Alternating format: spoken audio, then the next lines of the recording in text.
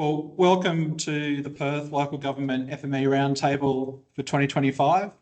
I'm James Bath from City of Perth. I'll be sort of hosting today. Then we've got a little bit of housekeeping, a little bit about what this roundtable's all about. Then an icebreaker where you can introduce yourself in, well, let's hope for less than a minute. Some presentations by Swan and Kalgoorlie Boulder and from James Bottrell from One Spatial, and then the real meat of it is the discussion. Okay, so this is a roundtable to talk about FME. It's also trying to look at the fact that, FME is mainly spatial, yikes, but it doesn't have to be just spatial. So there's lots of things that FME can manipulate within a local government environment that isn't spatial, and leveraging FME into more areas of council should be part of everyone's, secret master plan for dominance. I want to thank One Spatial for enabling this, the second roundtable that we've had. I had one, was it last year? And that kicked off all the roundtables around Australia.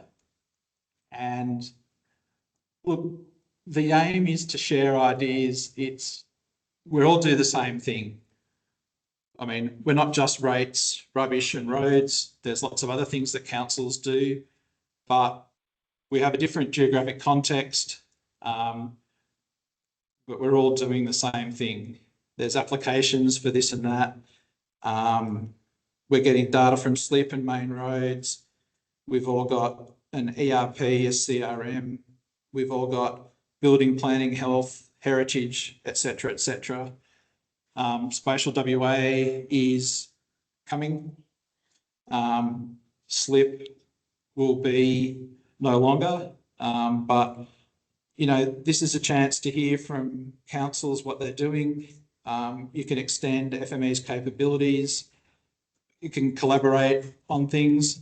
So, like, if people shared more, then you wouldn't have to create everything. You just work together and, someone would do this part of it, another person would do that part of it. It can make things a lot more fluid, and just picking up ideas from people can really help. And there's lots of little bits with FME that can, you can come unstuck at, but there's also some really cool things that can, just be implemented and, make something that was very hard to do, very easy to do, but often you haven't thought of it, but someone else might have. So I just want to address the elephant in the room. There has been a price hike for the LG subscriptions. We're not going to discuss that here. It's not the forum to do so. So keep calm, talk to your FME account manager. There's lots of options available, but it's something that we've got to deal with, but it's not a topic for today. Okay, so what I want to do is, if people go around the room and, I said 30 seconds, okay. So your name, your council, your position, if you use one or the other or both, or if you're on the subscription, how long you've been using FME, the level that you'd say you're at, and what you hope to get out of it. So what we'll do is we'll start from the people in the room first. If you just yell out, I'll go first, and then we'll get people from home to do it. So if you're at home, write down who you are and that sort of stuff, so you can be nice and fast, and remember to turn your microphone on and then off. So I'm James Bath from City of Perth, was at Swan, was at Busselton. We've got the LG subscription, been using FME since Brett Mazda owned Lagan Spatial. So that's probably 15 years. I'd still call myself an intermediate user, and I want to pick up good ideas and tips and tricks. Go with Barbara.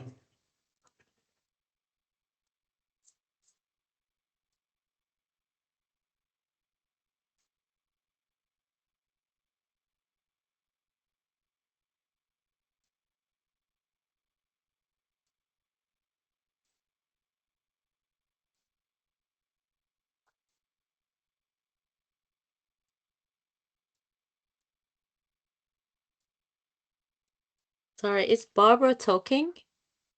Because we can't hear. It's no condition. No. Unless, why doesn't everyone form a nice conga line? Come on through. Come on up. Everyone up. Let's go. Audience participation. Go team. If you get up here first, that means you can go first and get it over and done with. Thank you all. Sorry. Just don't trip over.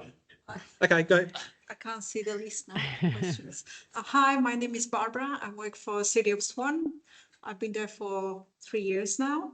Started using FME when I started at Swan. And yeah, we've got LG subscription. I would call myself a beginner/intermediate user. And yeah, I'm hoping to find some inspirations here. Thank you. Thank you. Yeah, Drew Franch, also from the City of Swan, Senior Spatial Information Analyst. We use Form there, which matches up with what Barbara said, which is good. And I've been using it since I also started there almost 2 years ago. So I consider myself somewhere between beginner and intermediate. And what I hope to get out of this is I love seeing how other people use FME at their council, and hoping for some advice for FME things that I've done. Maybe that's good. Thanks, James. Oh, that's all right, I've got to ask for next people. Okay, thanks. Yes, hi everyone. My name is Declan Simons, City of Armidale, Senior Asset Systems Officer.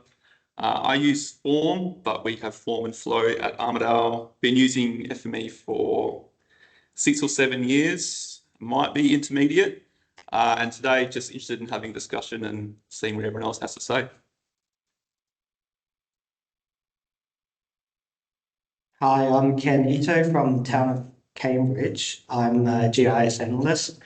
So we have the LG subscription. Hopefully we can stay with it if we can afford it when the price goes up. But I've been using FME for about maybe 5 or more years. I think I'm about intermediate level. And I hope to find some tips about maybe integrating with Tech One a bit better with FME, I hope. Thanks. Hi, I'm Brad Cutledge from the Shire of Esperance. I'm an IT coordinator. We've got the local government subscription. I've probably been using FME about 4 or 5 years. I like to think I'm about an intermediate advanced user. And I'm hoping to be able to share some of the things that we've been doing at our Shire with everybody. So thanks.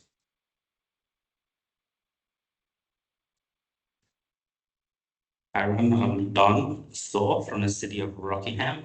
We do not use FME, but I would like to see how the workflows and how it is beneficial for our city, and if it's potentially more, it's an enhancement to the kind of current processes we have.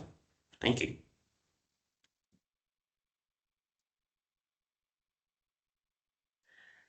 Hi, I'm Nasi Radada from the City of Rockingham. I'm a Special Information Officer with the Planning Department, and I'm here today, as Don said, just trying to learn new things and how we can fit into the system, especially how to help our planners. Thank you. Hi, I'm Shakila. I don't know whether I'm allowed to be here because I'm so shy to say where I'm from. I'm from state government. Not came here to eavesdropping or something. Just wanted to know how local government use the FME and all. I've been using FME for last 10 years maybe, and we got both FME and Flow. And I am also working with Special WA. I'm one of the representative for Special WA for NPLH on behalf of. So yeah, I just want to know how local government uses the FME and their work. Thank you.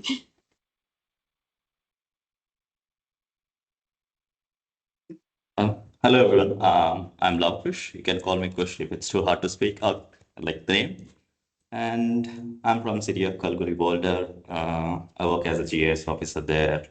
And we have been using FME from 2.5 years, around 2.5 years.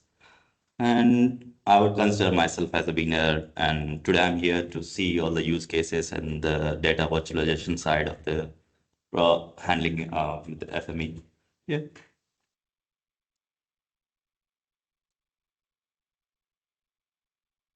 Hi everyone, I'm George Vargas from GISA International. I'm the outlier. I don't use FME. I would consider myself an advocate though, and interested in how others are using it and whether you're going to form maybe a common library that I can point my clients towards. They can find some tips and tricks on how to use FME. Yeah, for those that don't know me, I'm James. I live in Perth. I work with One Spatial, obviously across, as maybe let's go to advanced, been using FME a fair while, but it's a full-time job now rather than just being a GIS specialist. I get to use it every day and I hope to understand what you guys do, but I would like to see how far along the Tech One journey you guys are at and whether or not we can help fast track that, because we have some experience using FME to work pretty well with Tech One's REST API. More about that later. My name is Christian Pellinger. I'm the sales director for One Spatial Australia. So great to see such a fantastic turnout. Thank you, James, for hosting again the event here. It's brilliant. Myself and my team, like James mentioned, some of the changes in pricing for the local government subscription. Just reach out to the account managers. Myself and my team provide you the support on that side. So just reach out to your account managers and have the discussions. And we've already been having proactive discussions. Lots of options, as James said. So yeah, it's enough about myself. But Andre.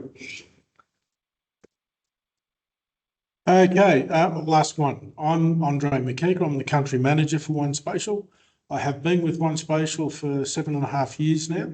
I've been the country manager for about 5.5 years.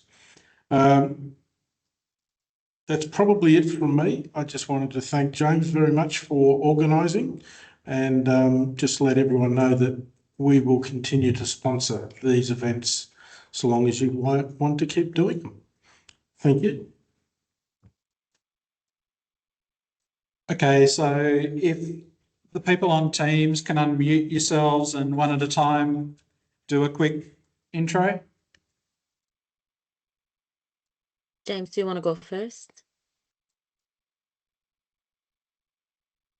Hi everyone, I'm James Beamish from the City of Calgary Boulder. I'm the GIS coordinator, and we've had both FME Flow and Form on the LG subscription for about 2.5 years now. I probably consider myself an intermediate, and yeah, out today it'd be great to get some tips, tricks, use cases of where local governments are using FME, and also get a bit more insight into data virtualization. Brilliant. Andy, do you want to go next? Yep, sure. I'm Andy from Shire of Augusta Margaret River, formerly of Armidale and formerly of Kalamunda back in the day. Been using FME for about the same time as James, probably about 15 years or so, and probably somewhere in the intermediate advanced area, same as James. Yep, definitely looking forward to the data virtualization stuff, same as a couple of other people. That's going to be a real key tool for our new ERP implementation. Yeah, and I just want to hear what everybody else is up to in the FME space. Excellent. Hi, I'm Cornelia Moiler. I apologize for the background noise. I'm from the city of Kalamanda. I've been here for 15 years, used FME since 2012. Just recently did the spatial uplift to the Intramaps cloud. Couldn't have done it without FME. I'm more interested now in SharePoint Online and writing to SharePoint lists and keeping because we've got an Office 365 administrator. So while we're working towards the ERP, we're using it heavily as our middleman. So yeah, love it. Wanting to know more from you. Thanks. Thank you. Excellent. Jack? G'day, I'm Jack. I'm the business systems trainee from the Shire of Murray, so I work under Corey, and I've just started out using FME Flow and Form.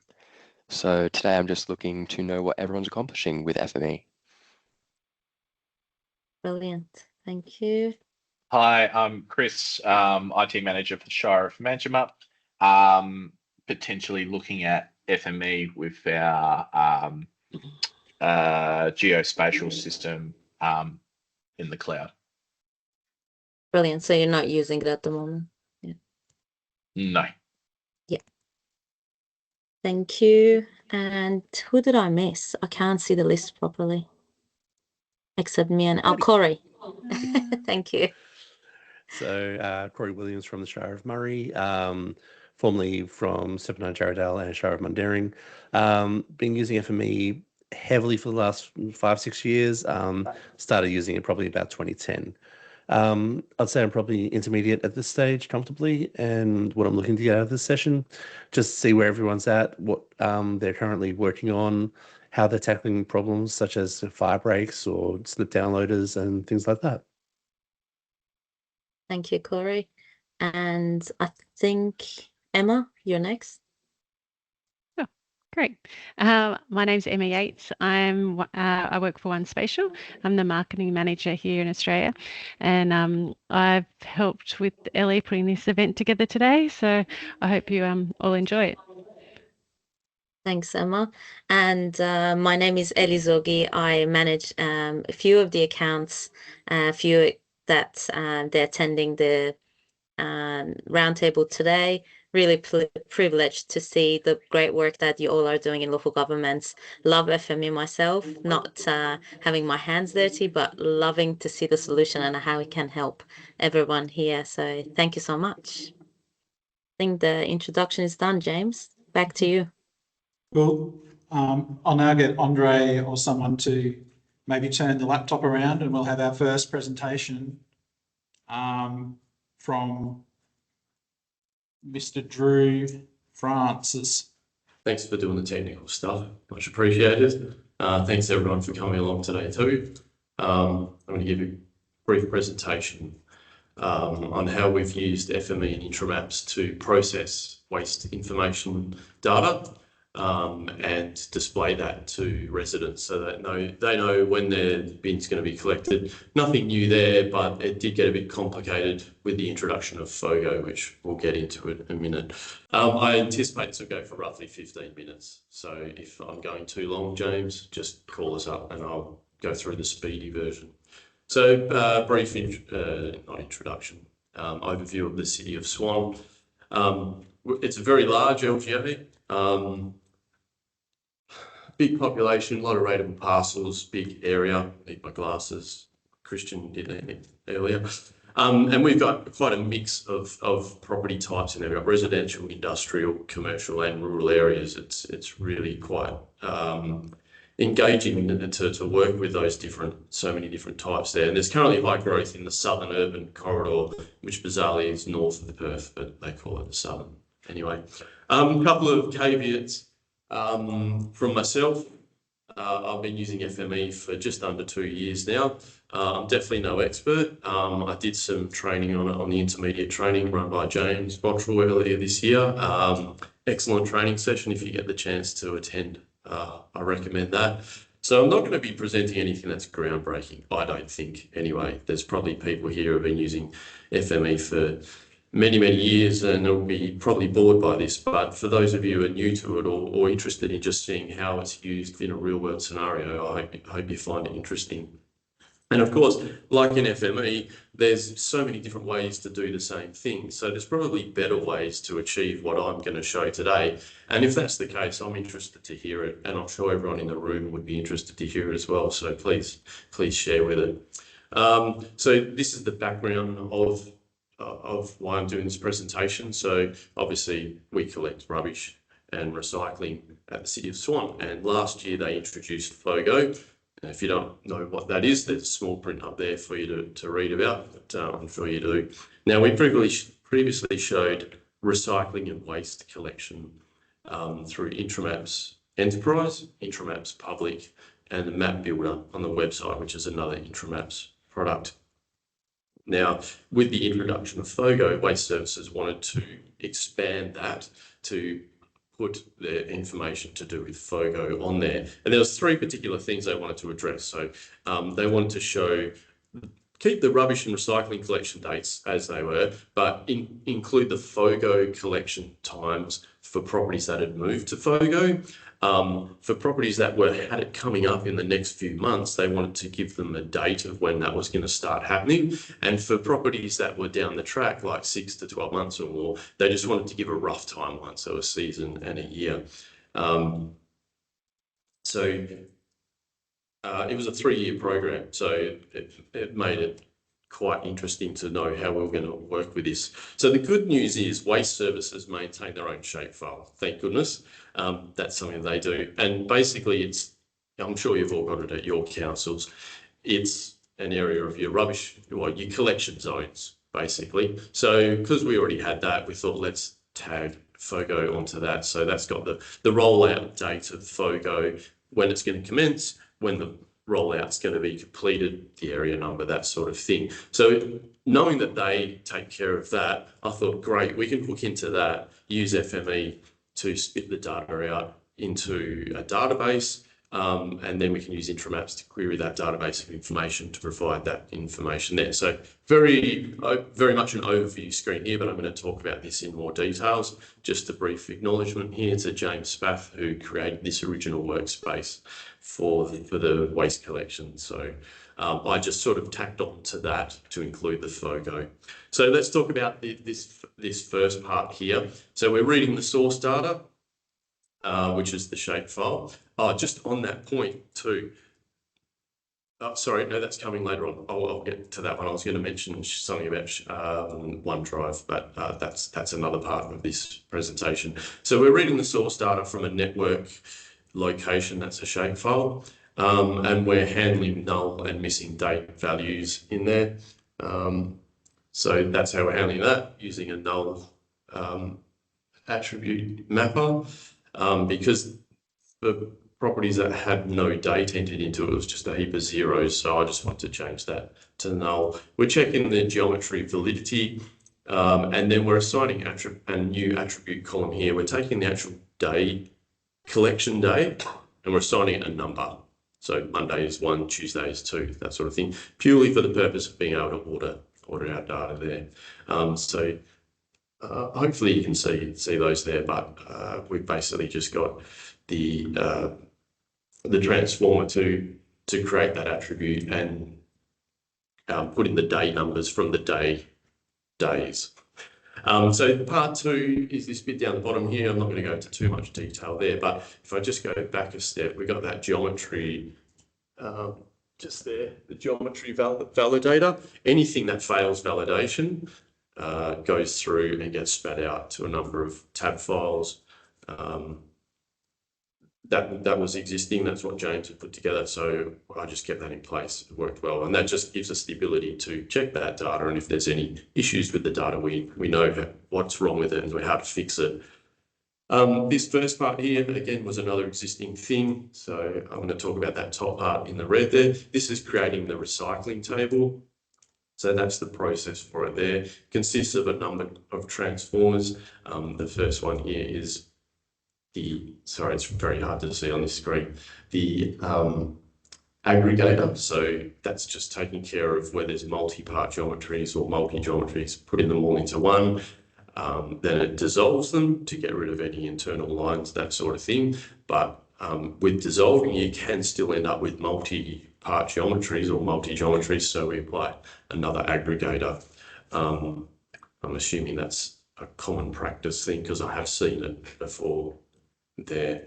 Then this is just a screenshot of the attribute manager, which is probably the most used transformer I've seen. It's very handy. Not doing anything spectacular here, we're just getting rid of attributes that we don't want. You can see there is an introduction of a new attribute at the top there. That's for labeling purposes on the map. So we're essentially creating a label there by combining attributes. That's the end table attribute result, and that's what the data looks like. So you can see that first column is the label made up of the round number, the day, and the week of the collection. So that's the recycling. That's probably the most involved one. Now I'm going to talk about the rubbish one here. I'm not going to talk rubbish, but I'm going to talk rubbish. So this one's a bit more straightforward. We didn't need to do aggregation and dissolving and everything on that. So it's basically those other steps are common to all of these transformers. We've got a sorter, a date, time stamp, and a counter. I didn't show screenshots of those because they're pretty straightforward and you probably know them pretty well. But again, here's the attribute manager.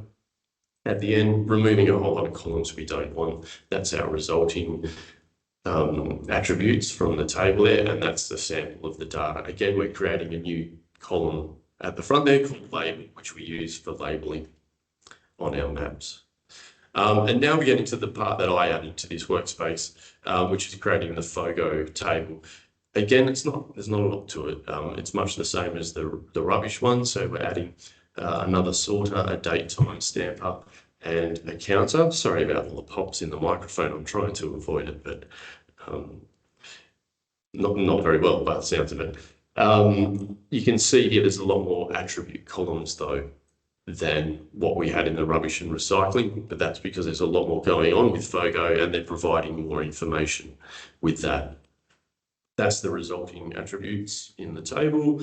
And I've just shown here just something slightly different to the other tables. We're actually creating a spatial index as part of the writer at the end here. So I've just highlighted the bounding box there and creating the one, but I've noticed at the City of Swan, a lot of them are actually SQL commands that run at the end of the workspace. And that was me just trying something different, that's all. And that's a sample of the data spitting out there.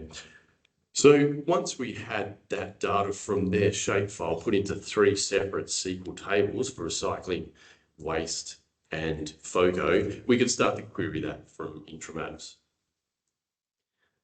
So yeah, I'm not going to explain these, but that's the main FOGO query. There are actually multiple queries we have to do to get all of this working together. That's the query for properties that are in a transition period. They're quite involved. This is probably the hardest bit of the whole lot, to be honest, was doing these SQL queries. Now, these queries are actually being used by Intramaps to return the information for displaying to users. I built this from an earlier presentation I did, which was more aimed at Intramaps. So there is still stuff on that in here, but I'll gloss over it briefly. But we could make use of the formatting options in Config Manager to make the data just stand out a bit nicer to users rather than just black and white, everything black and white. So using that, we can make headings that have got a coloured background on them and make the font a little bit bigger and different. So that's what it looks like. So this is how it's presented to users internally. So I'll briefly explain this. This example here is for a property that's already on FOGO. So you can see the very top one. I don't know if this mouse works for the screen where I was touchy. So the very top one there, it says the collection type is on the 3-bin FOGO system. So if a person enters their address and they're already on the FOGO, they've been transitioned to FOGO, it'll say they're on the 3-bin system. It'll work out when their next FOGO collection is, which is weekly, so it just gives the day. And then it tells them the date of their next recycling and rubbish collections, because once FOGO is introduced weekly, the rubbish and recycling went to fortnightly. And that was one of the challenges of getting all of this data displaying correctly. So you can see we've got little icons there as well, just to make it a bit easier for people to differentiate between them. And then some information here when their transition starts, and it gives an exact date. When their transition period ends, again, an exact date. This has been and gone, obviously. And then when they're eligible to make changes to their bin collection. Now, this heading here, you can't see it on the screen, but at the top it's blue. And that is exactly what people would see on public interim apps as well. So people running it internally, get to see internally exactly what the public sees without having to go to interim apps public there. But this section here with green has just got information particular to FOGO for the waste services team, that they deal with every day. So you can see the FOGO rollout stage, the FOGO mini stage when it commences. So it's much the same as what's up there, but more detailed information for them to help with their jobs, or if they're on the phone to a resident who wants more information. And then below here, we've just got what we had existing in interim apps before, the general waste collection and the recycling collection details, and the details for the pre-booked Verge collection. Again, that was something that was done much earlier. So this second example now is a property that's currently in transition to FOGO. So they're in that 2-week period of having their bins all changed around and getting angry with the council and all of that sort of stuff. So you can see at the very top here, the collection type is actually telling them they're currently in a transition period. So they would know that there's going to be, they're getting new bins and they're getting their collection is changing, but during that 2-week period, they still want to know when their rubbish is collected. So this works that out for them as well, and it gives that same then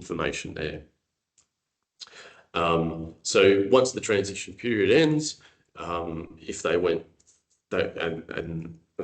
then they would see that first screen there. But this third example is just showing you an example of a property that's a couple of months away from a transition period. So they know that FOGO is going to happen soon, but they want to know exactly when it's going to happen. So this one here, you can see at the very top there says 2-bin system, and that says their FOGO transition period is scheduled to start on this particular date. And then it still gives them their rubbish and recycling collections there. And then this fourth example is for a property where it's not happening for a long time. So instead of saying their transition is on an exact date, you can see here it just says it's in spring 2026, which was correct at the time of doing this screenshot, but it's not now for reasons I won't go into.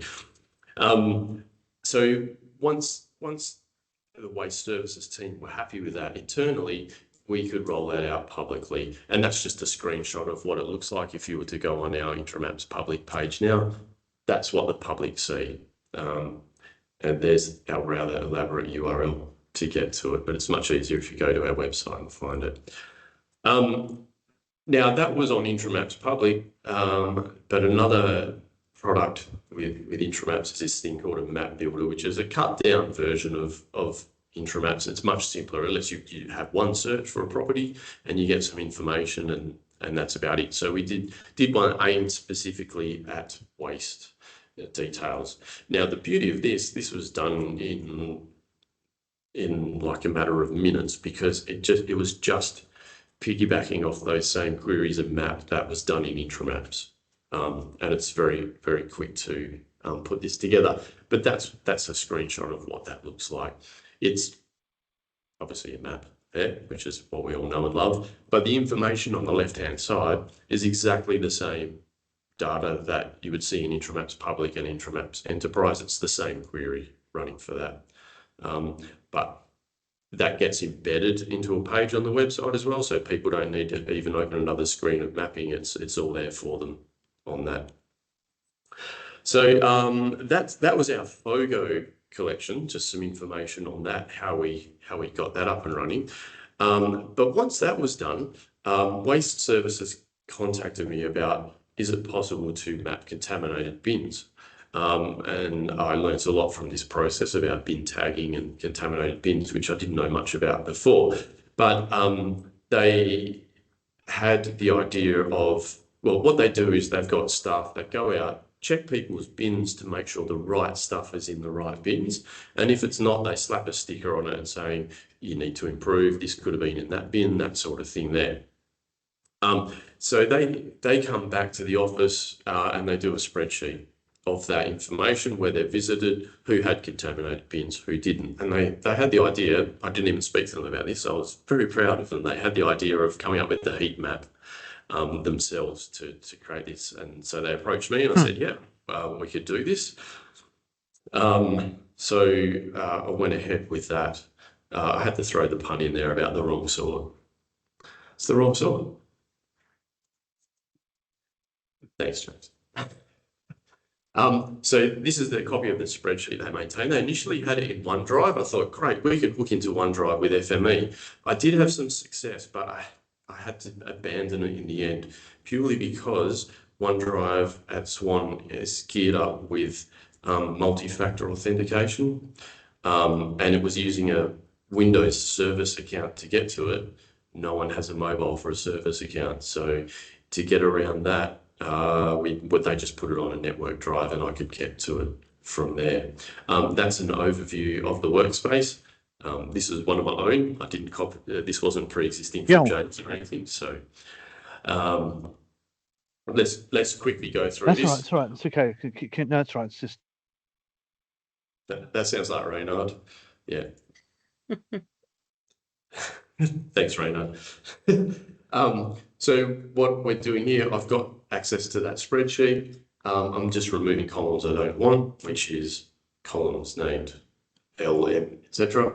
And then we've got a test filter that checks for a number of conditions in the spreadsheet itself. The reason I did that is I thought there's certain bits of things that were wrong with the data that caused the FME process to stop. And I went, that's great, I'll just fix that in FME. But then I had the idea, let's get the custodians of the data to fix it themselves, not rely on us. So what this is doing is it's looking for common errors in the data and it's splitting them out into different transformers. So just after working with the data, I worked out what the common issues were. And that's the section I'm talking about here now. So on the left-hand side, we've got each of the different types of issues. They all come together to a feature writer to write a report to Excel that lists all the property keys with their particular errors in the data there. Here's all the errors here. I've been given a hurry up by James, so I won't go into each of these.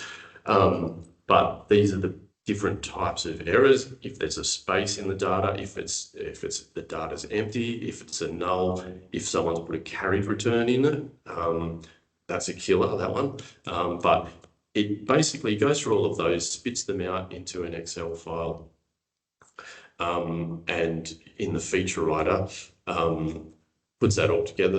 And then there's a tester after the feature writer that says, if you've written more than 0 results to the Excel file, send an email to the team that look after that data to say, hey, here's some issues with the data, you need to fix it up because I'm not going to.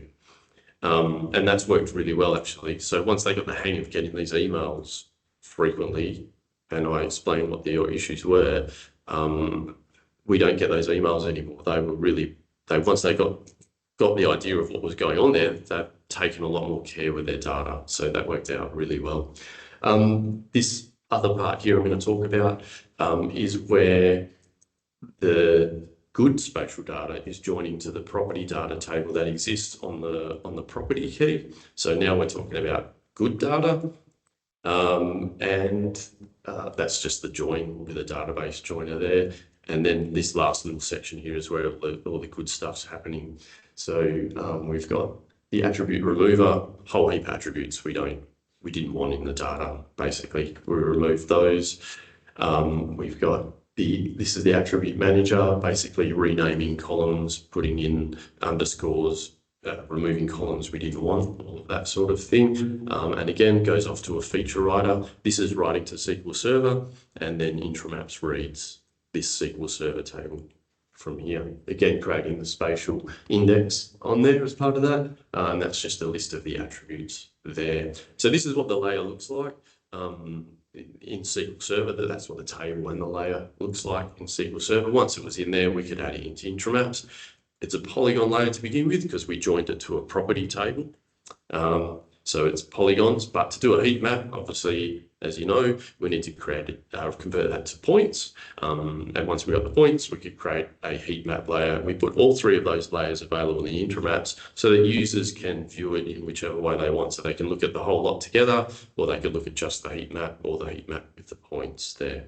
So just to summarize here, I won't go through all of that, but the real takeaway for me from this is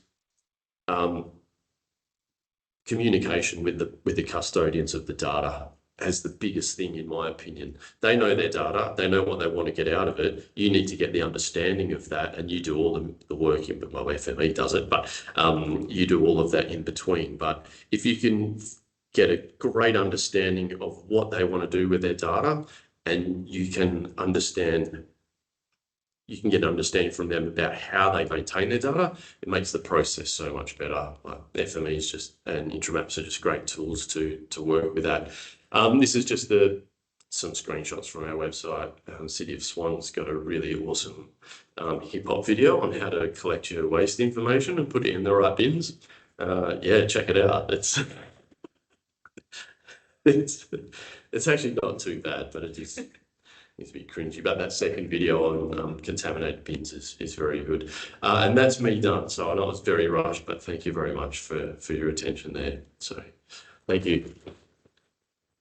So I'm Kush. I'm from City of Kalgoorlie Boulder. I recently joined this team, not recently, a year, new to GIS. I was working as an IT systems analyst at City and then moved into GIS. So this is a project I want to let you know, show you how we are using FME to provide before your dig requests. So at City, we manage BIDA requests. So I just give you a little background on what's used to happen. Previously, these requests were coming to IM team, to the mailbag, and they have to respond to all the requests within a time frame. So it was manual. They have to reply each and every one with a link to our Intramaps. So then each request is taking around 50 minutes to respond, and then average to respond all the requests, it was taking around 15 hours for the IM team. It was a huge time. So then we did some BA on how the workflow is, and then we asked IM team. They have explained how the request comes, and VGS went and implemented a initial automation. So what happens is when BIDA sends a request, it sends two files along with them, an XML and GML file. So currently, when the initial automation was developed, we were just sending out a text-based reply to the public Intramaps, and then the contractors would go onto the public maps and see what's underneath the polygon or what's the area of interest. So after the initial automation, the process reply time was changed from 50 minutes to 1.6 minutes. Then also all the requests were responded within 2 minutes of time. Then we built an automation. We wanted to update the text-based reply with a PDF output as well, like the map view of it. And so initially, this was a FME workbench we developed. So what happens is when BIDA sends a request, it sends a two files, right? So we are using IMAP trigger to store them in the temp in the FME itself. And then once IMAP triggers, there we have a reader of direct reader. I'll show you my workbench. So here in the corner, here there's a direct reader which reads XML and GML files. And there's a test filter which separates XML and GML files. It extracts XML data and then geometry. It also converts well-known text to a polygon and with the geometry identified which projection is it in. And we have a feature measures both XML data and GML data. And also for record purpose, it writes out to a writes out the data, request data to a Esri data, EGDB as a request.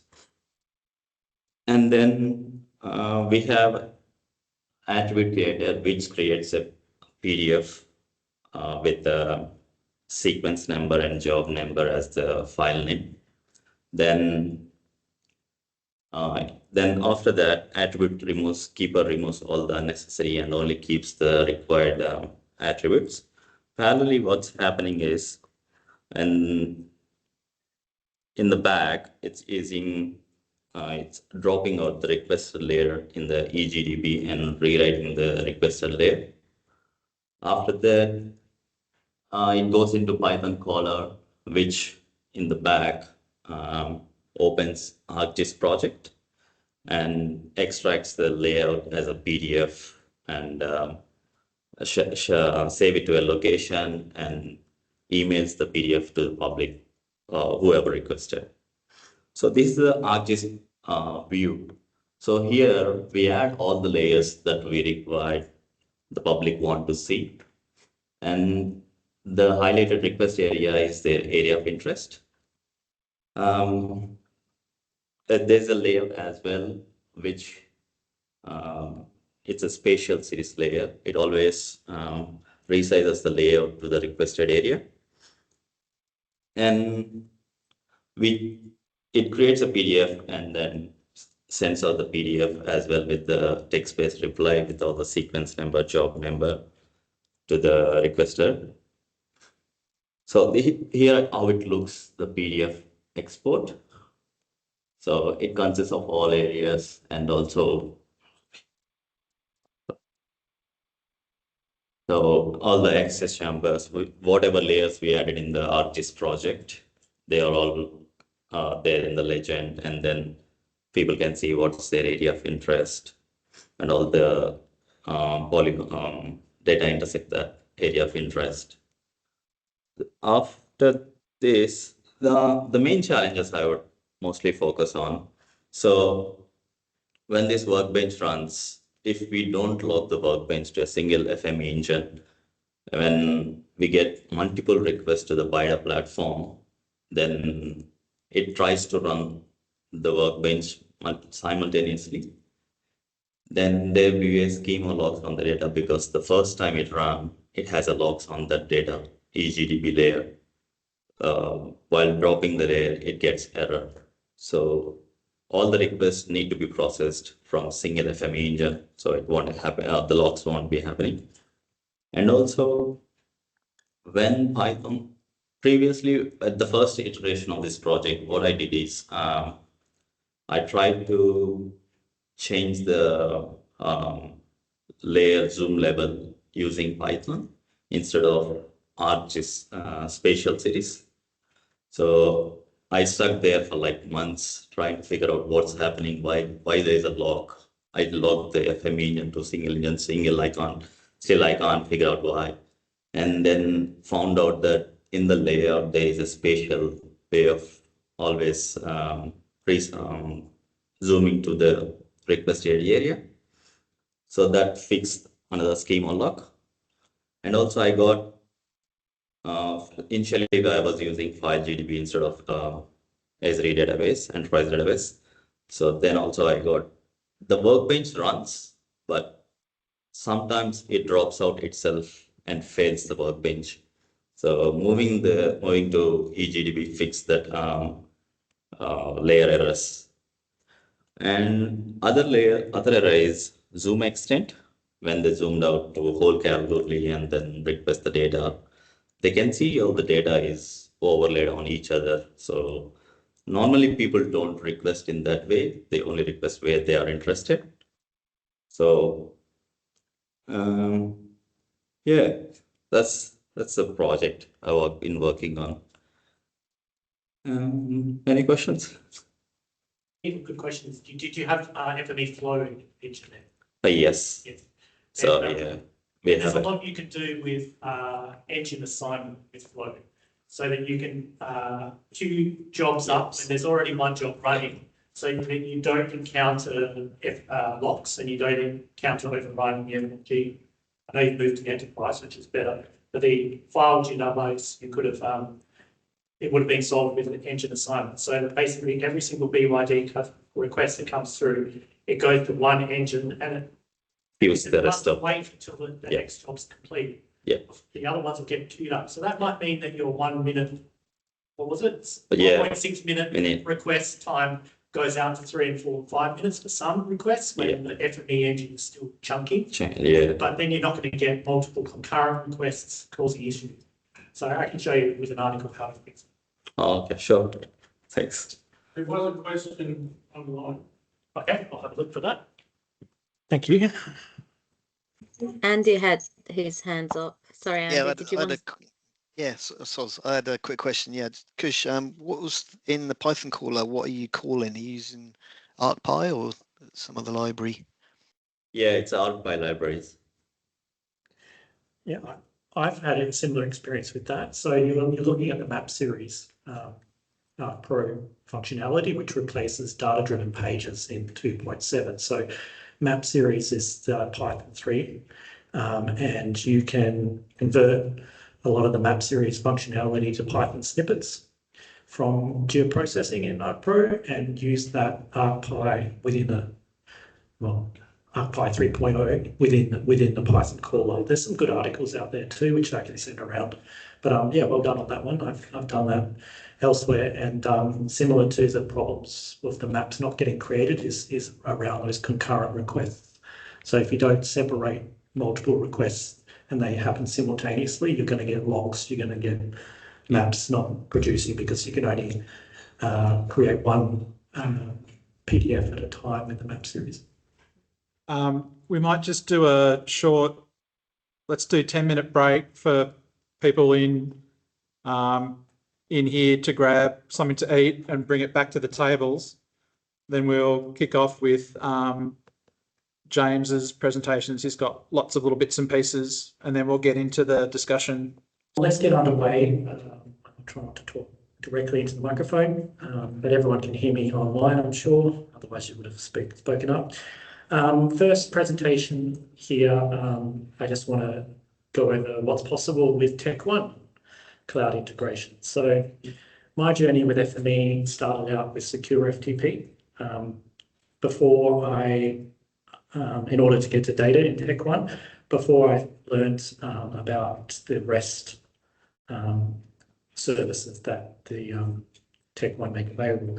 Hard thing being an external person to your Tech One technology is I wasn't able to read the API documentation, which is kind of key to any API development.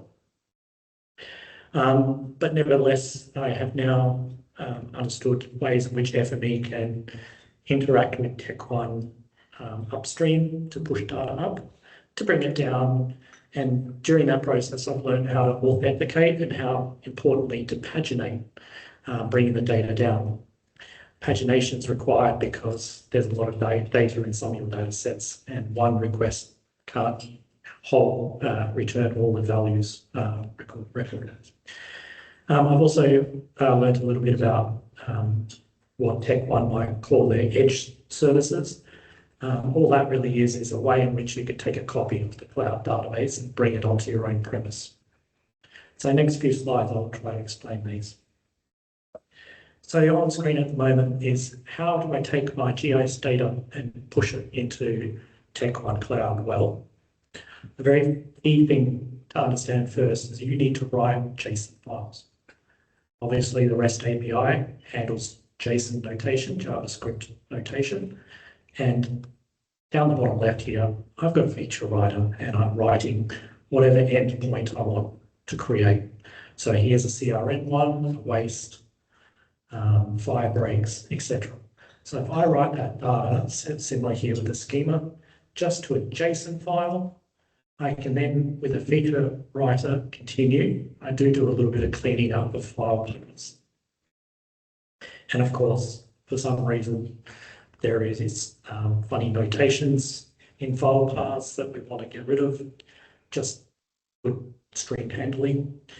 This templater adds a little bit of code that's required from the Tech1 REST API, which you parse in formatted JSON into.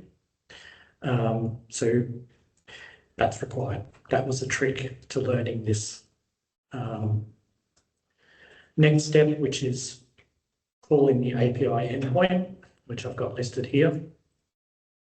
That takes the JSON file in the body.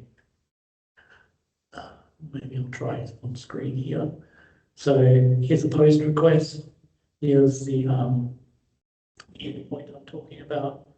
I'll talk to how you create a web connection in a minute, but really all that I'm pushing up is the JSON file. And essentially it's the path to the JSON file. So I'm actually uploading 5 endpoints at once. Yep. And that's the key trick really, is this upload. Once it's executed, obviously your CIA console is now populated with endpoints and you haven't had to do it manually, saving you hours upon hours. Once the data is, the GS data is in Tech1 and you've got your 5 endpoints in this example, obviously you want to perhaps bring that data down, or you might have other endpoints that you want to bring down. This example shows you 2 HTTP calls. The first one is around authenticating your credentials. So the console will give you a client and a secret. And in the first few transformers here, all we're doing is getting a token back from the endpoint around authentication. The second call is where the data is then extracted from the endpoint. So you pass in the token to enable you to download it. And from there, we've got the format, the JSON response in such a way, fragmented, get it into attributes. And once it's in attributes, we can then do anything with it, writing it to SQL, writing it to whatever format FME-wise you want on premise, maybe it's pushing it to Esri, etc. And the trick to this over time is to convert the second transformer that I've got there, the HTTP caller RAS. You need to paginate it. And if you want to read up about custom transformers in FME, one of the key ones is around pagination. And all it's doing is splitting, say there's 50,000 features in service. All it's going to do is look at the count and determine the number of pages or the amount of requests that work with the API documentation. And I forget what I found as a happy medium point, but yeah, you can't download 50,000 records at once in one request, so we break it up into 10 requests, whatever it was. And a custom transformer is a really good way of doing that. We make 10 requests, paginate and chunk the data through. So if you're interested in this, what I've just presented from Tech1, I'm happy to work with you, but I'd also advise maybe you should talk and reach out to one spatial, your account manager. Within one spatial, I do have a guide for this, and the account managers can work with you and show you how to set up what's called a web service, which has got your client and secret in it. Once you've got that web service with the different parameters, you can then make a web connection against it and use that web connection throughout your FME workspaces. Pivoting from just dealing with single endpoints, I had a task to think about how can, now that Tech1 have taken everything to the cloud and you no longer have on-premise, perhaps you will like some other cities that have relied on on-premise infrastructure for a long time and decided, well, I have reporting services. I have all these things hanging off my on-premise database. Well, why not take the entire TechOne cloud onto your infrastructure? And these workspaces show you how to do that. This first one downloads a list of Parquet files.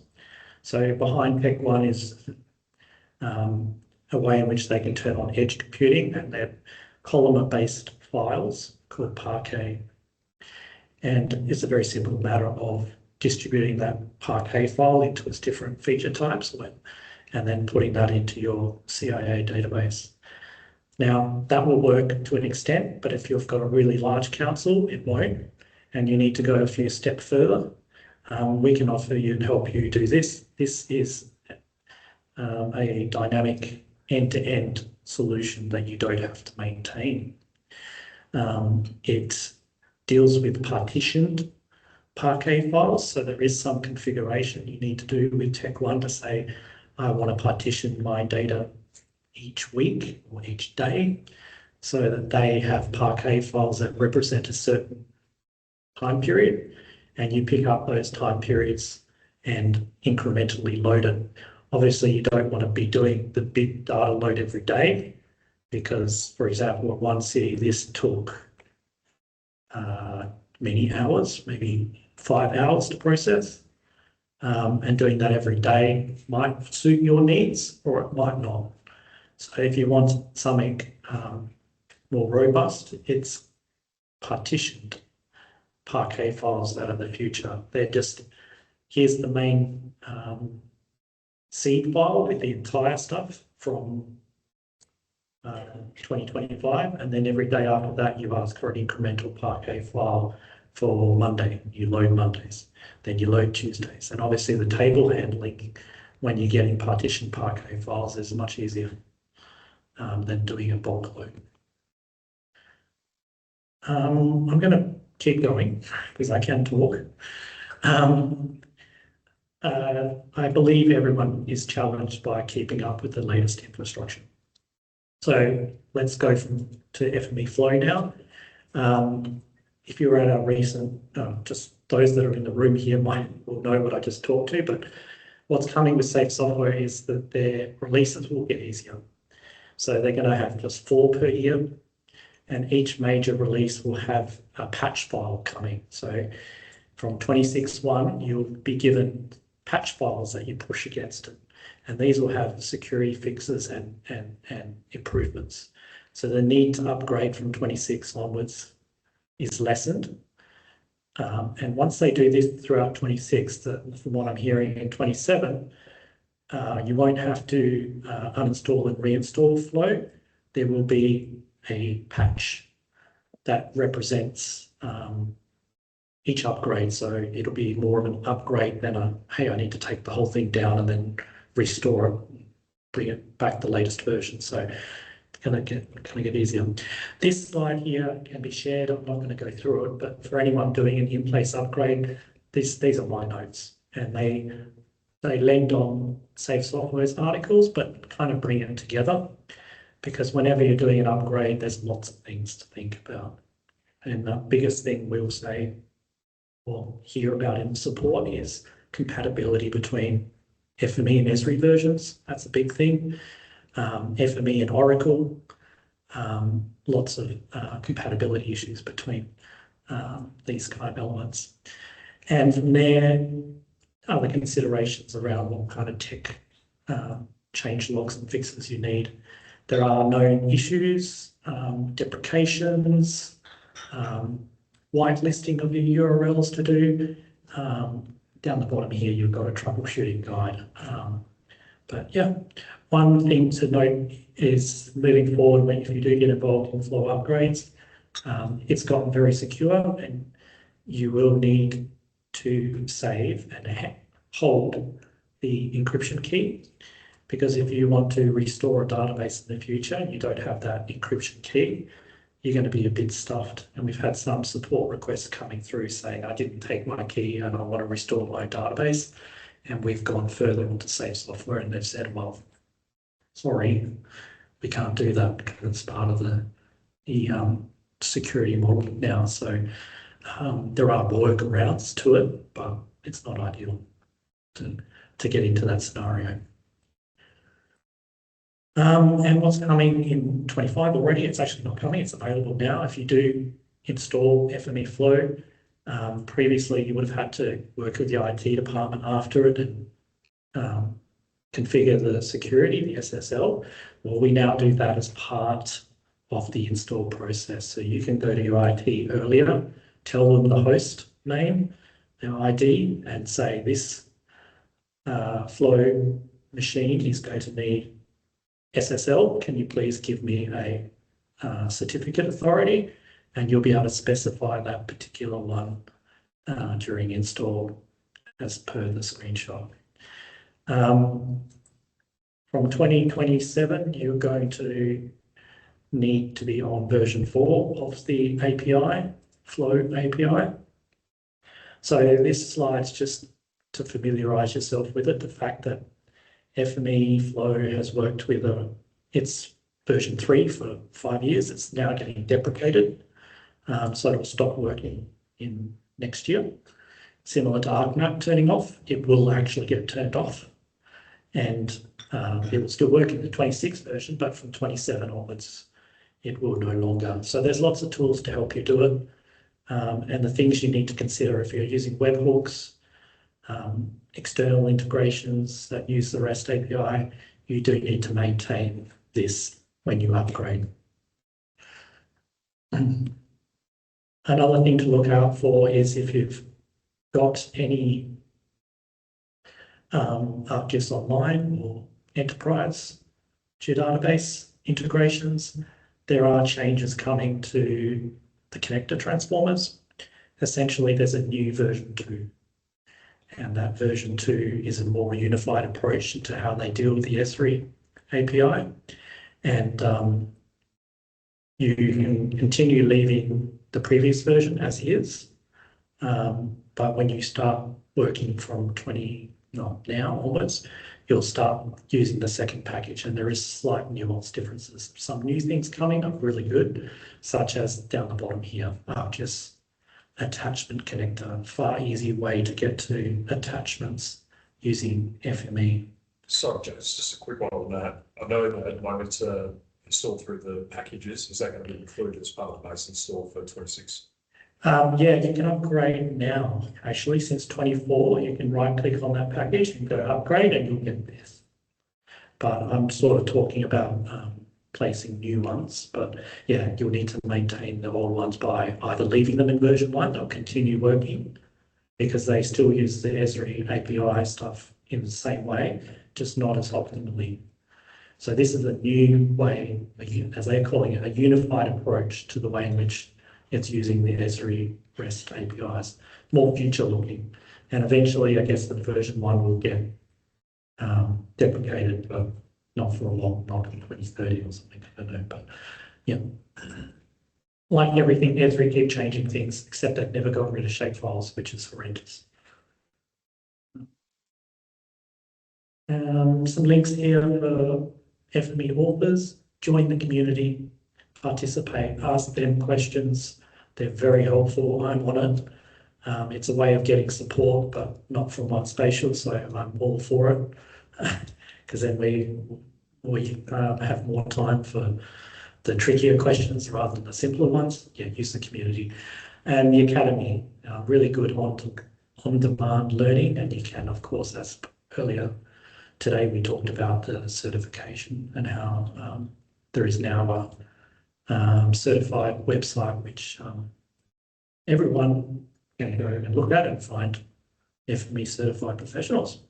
And of course, there's our training, which we deliver more training than what Save Software provide. And it's hands-on with data instruction-led, but in Australian context where we can, we've maintained the training and brought it across to something that more similar to what we do rather than just Canada. And some other links there for IT people. So if you're looking to inform them and keep them, there's the best practices for them, where they'll learn about whitelisting and all the things allowing FME to be deployed to its fullest. and the security around cyber stuff that they subscribe to, and the AI assist, which I talked about earlier to this morning's breakfast. One last thing I wanted to talk to briefly was the data virtualization. I didn't think we have enough time for this, and I did exclude it, but I have heard a few people interested in it. So I'll just pivot here if I can, and open the slides from the breakfast this morning. And hopefully give you a really brief introduction to what it is. Okay, so it's the ability for you guys to create your own REST APIs. Before you had to be quite skilled at this, but of course, pace of things going nowadays, Safe and have integrated this into FME Flow. So FME Flow already does ETL. This is your ability to do ETL and API creation. And of course, when they come together, you can create APIs that run FME integrations. So huge power. The use cases are huge, many. I've listed some on the slide here, but they're all the typical use cases of breaking down time-consuming data movement. So long-running ETL things can be streamlined into shorter timeframes. We can bring together siloed data through an API. Rather than paying an expensive developer, we can do it ourselves.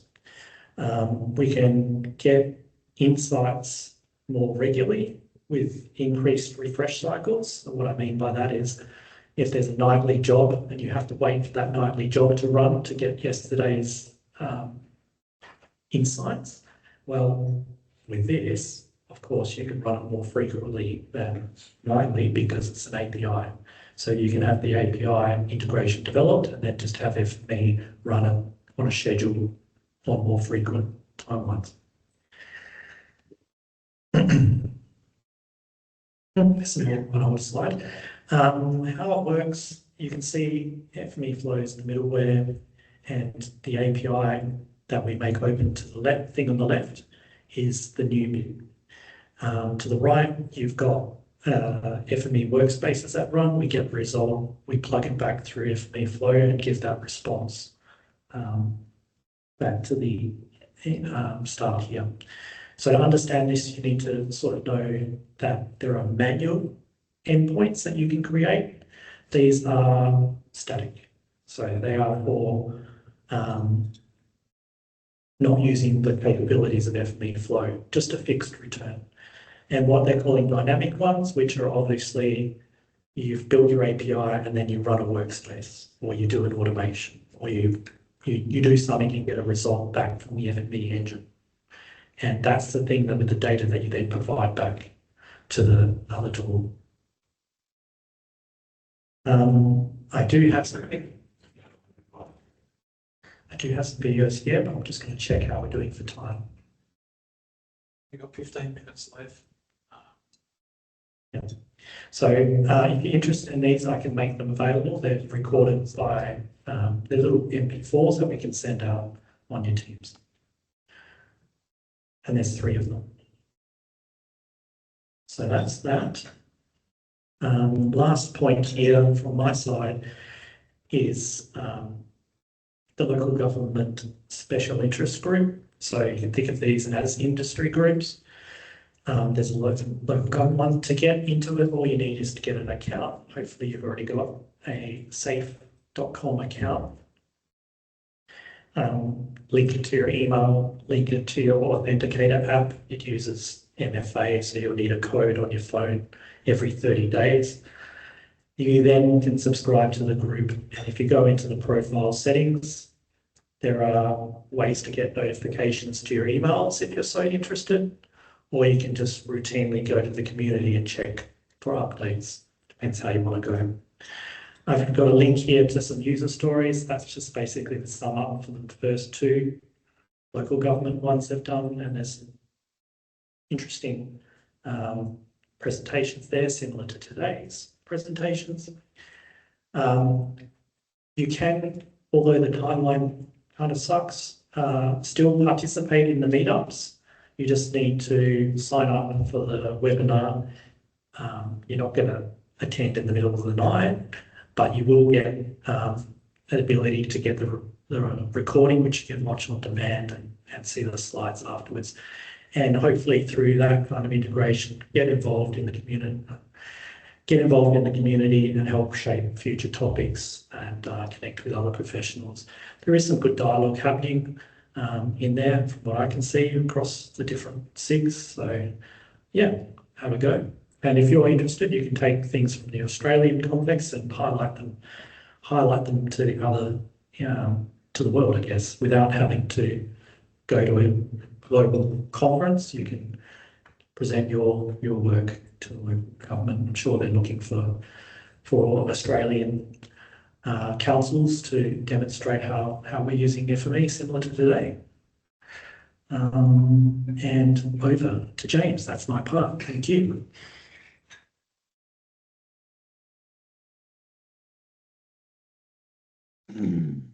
Okay, we've only got 15 minutes left.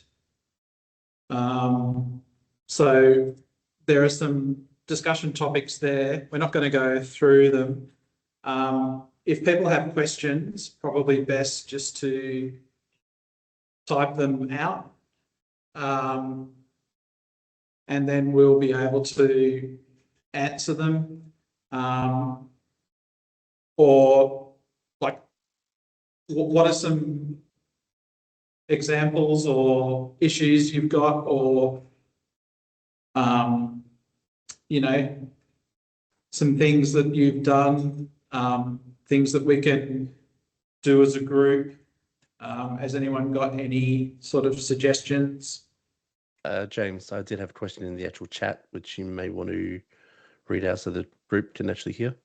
So first question, are there any plans to allow installation of root CA during the installation process when we use our own internal CA? So there's a couple of ways that certificates are configured. You'll need to speak to your IT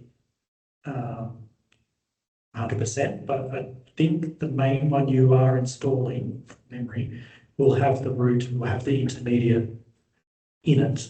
I'd have to consult the documentation again. But yeah, the configuring during installation is new as of this year. So I haven't myself I know it exists, but I haven't used it myself because everyone's not really deploying the latest FME. They're still on 24 flow.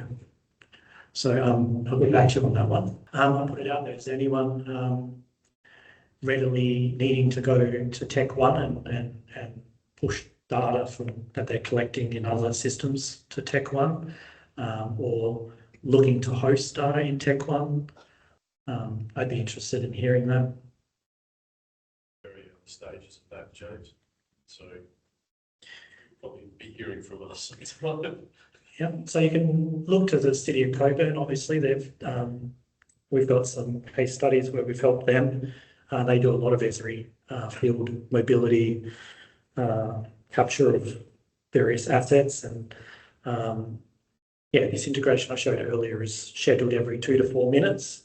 So yeah, I think it's got huge scope to, if you're an Esri customer, to modernise the way in which your staff work, really, and respond to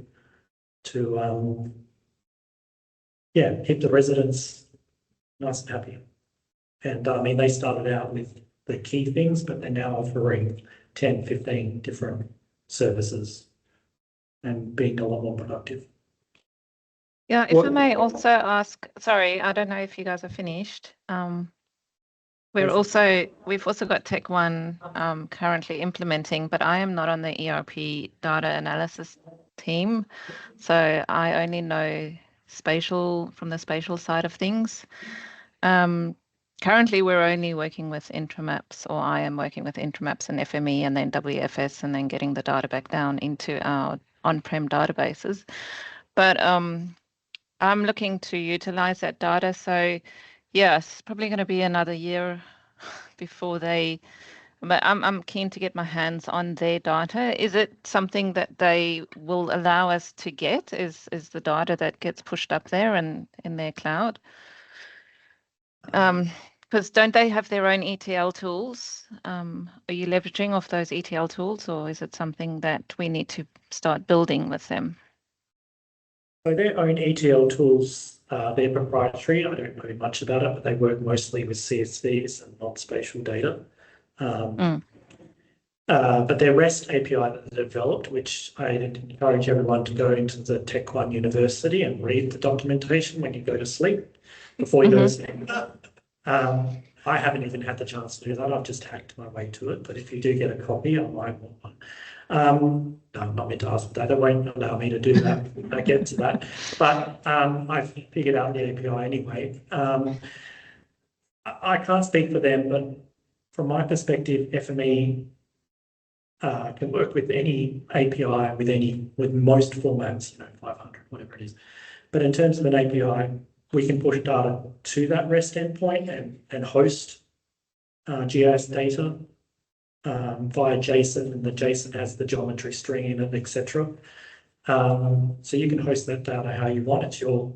If you're paying for it, it's your tool. You should be able to do it. Yeah. And these FME workspaces can do that out of the box. The templates have got. Concept is here. I just wanted to show you. Okay. Is someone else In the cutting in? sense of instead of having what I've got, instead of having this Excel like that writes to a location now, I've just got to clean up my feature writer and then dump it out through an Excel, through email, and all going to the feature. Yeah, okay. Yeah, So these that's will be different, different bits and pieces. Yeah, because these are just different sheets. So all I do is just in here just create a different sheet with different data and bits and pieces and stuff like that. But basically, I just ran it now just to test it. Bang, and I've got the email.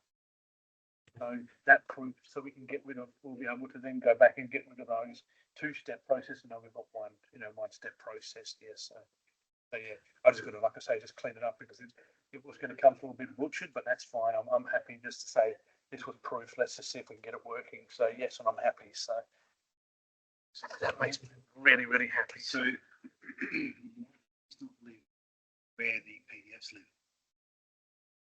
No, so I'm going to interrupt there and say sorry. This here this was an Excel report that we get every day. So what the old do with Intramaps? I'm sorry, I'm going to have to interrupt you there and just mute you because we can't hear it at your end or this end very well at all. So the way I read what you're saying there is you're probably interacting with Tech One with CSVs and using secure FTP and their existing. What I've presented here is the modern way of dealing with the Tech One cloud, and that's through a RESTful API. So the FME workspaces are built to push your JSON files with the data in it up to establish an endpoint. Once the endpoint exists, you can use it as a hosted layer, similar to Arch's one, and go from there. You can bring the data down and edit it, move it back, and yeah. So hopefully that covers your question there, Cornelia. Yeah, thank you very much. And also, is that relating to the enterprise maps? So enterprise maps is the cloud version of Intramaps, so they're not related really. So is that working with the enterprise maps as well, the layers in there? I'm sure they would be consumable, discoverable in Intramaps. I don't know, but FME is very capable of dealing with the Intramaps underlying data sources. You can point FME to those things and manage Intramaps data stored. Yeah, that's fine. The CIA anyway, the Tech One environment has got enterprise maps. It's called a bit differently. The way I would see that Tech One are going, if I read it from external, I would say everything Intramaps that the current ways in which you push data through and host it and display it, that will all become redundant in time, and the RESTful APIs will be the endpoints will be the main tool to work in with the Intramaps, and so the data host will be there. So okay, that's good. Thank you so much. Yep. Okay, well, we've pretty much reached our time. I might. James, will you put up the last slide that I've got? Yeah, so I just want to thank One Spatial for hosting and organising, everyone that's presented, everyone who attended in person, more so than those that are on Teams.